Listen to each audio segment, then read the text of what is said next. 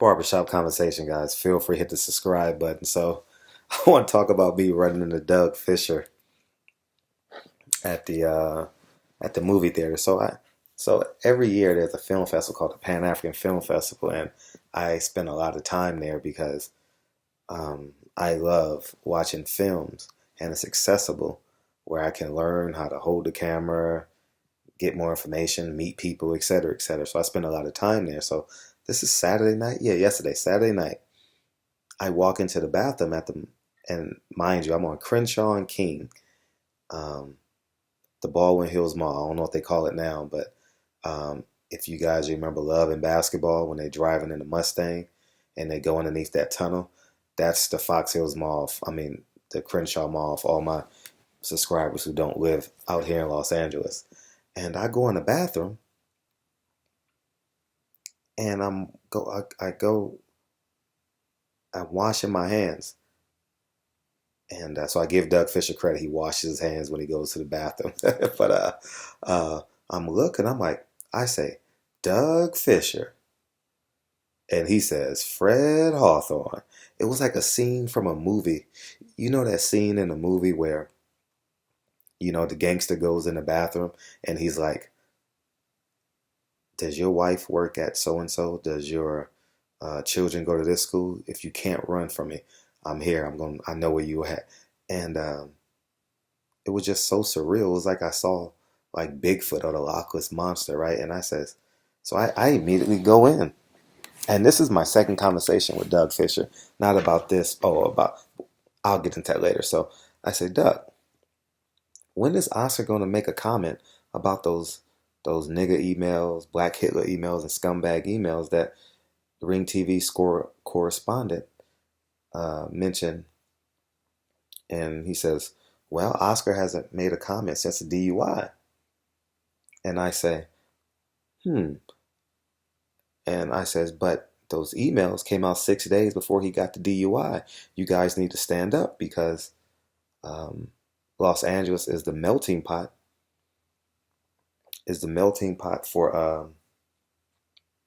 For diversity, and it's time Oscar De La Hoya step up because he's basically alienating everyone but Mexicans, more importantly, blacks.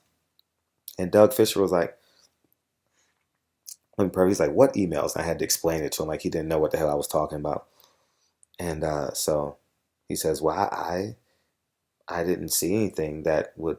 Oh, so then I went on. Then I went on to say, I says, it's a shame that you guys are correlating a plan to destroy a black man. And I said, I think that is utterly disgusting that you guys are formulating a plan. I said, all of y'all. I says, you, Steve Kim, Oscar De La Hoya, all you guys are in cahoots to verbally slander every chance you get because you never say anything good about Al Haymon and PBC. Nothing. And I went on, I said, even Steve Kim's racist ass, man, he always saying something that's borderline bigotry.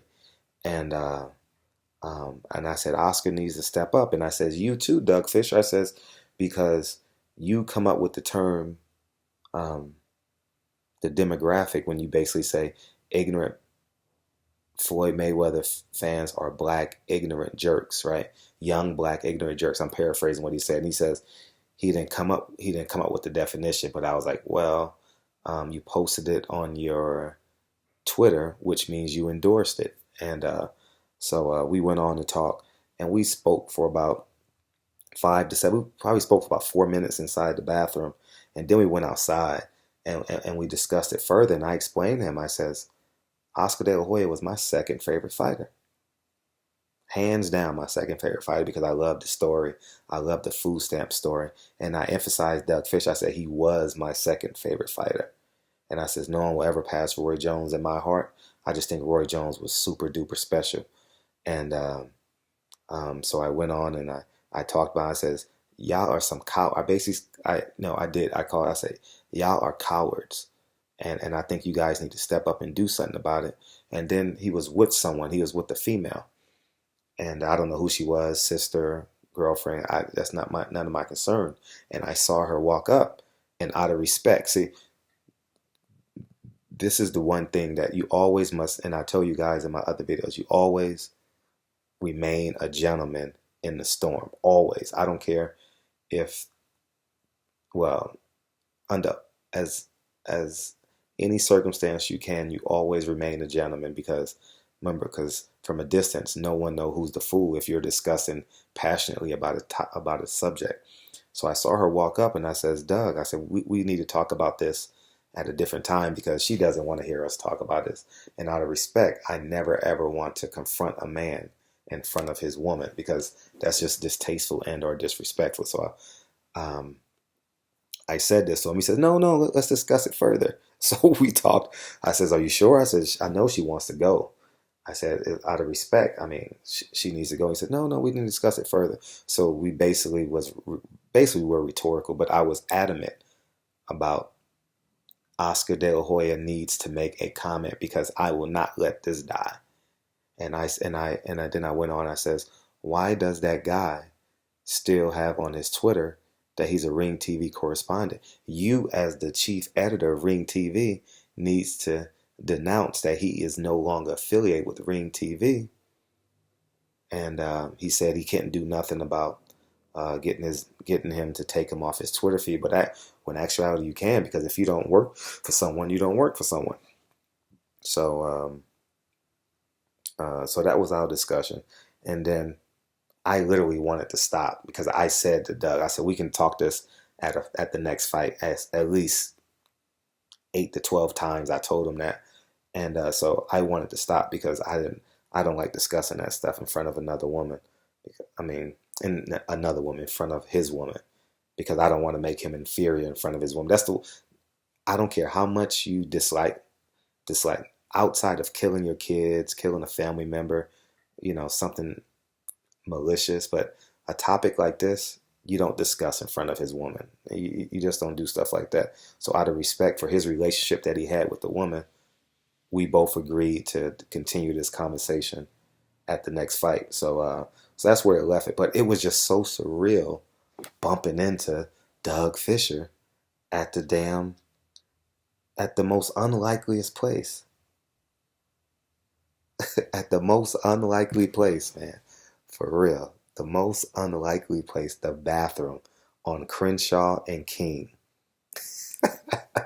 I'm not sure if he lives in the area. I'm not sure if he was at the Pan African Film Fest where he was just going to see a contemporary film. I have no idea, but I couldn't, it's like seeing Santa Claus come down the chimney.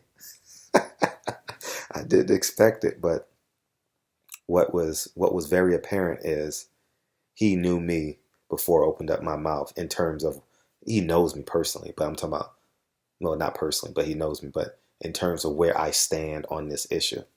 So we'll continue this conversation, and I'm gonna keep their hand to the fire. I am unwilling to forget this. So that's what happened. It was the fun, man.